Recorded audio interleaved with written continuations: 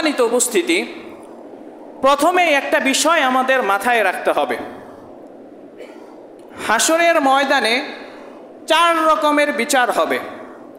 এক রকমের বিচার হবে বিনা হিসেবে জান্নাতি, আরেক প্রকার বিচার হবে বিনা হিসেবে জাহান্নামী, আরেক প্রকার বিচার হবে হিসাব নেওয়ার পর সে জান্নাতি, আরেক প্রকার বিচার হবে হিসাব নেওয়ার পর সে জাহান্নামী।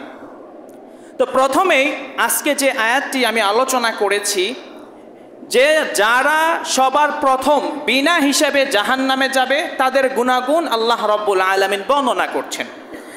আল্লাহ রাব্বুল আলামিন বললেন, ইন্নাল্লাযীনা কাফারু মিন আহলিল কিতাবি ওয়াল মুশরিকিনা ফী নারি জাহান্নাম খালিদিনা ফীহা।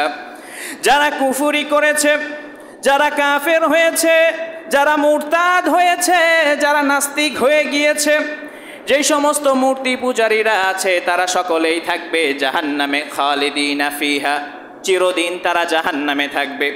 অর্থাৎ তারা বিনা হিসেবে জাহান্নামে যাবে এবং চিরস্থায়ী জাহান্নাম, তাদেরকে আর জাহান্নাম থেকে বের করা হবে না। যারা নাস্তিক, যারা মুশরিক, যারা কাফের, যারা ইসলামকে মেনে নেয়নি, তারা চিরস্থায়ী জাহান্নামে যাবে। এবার আসা যাক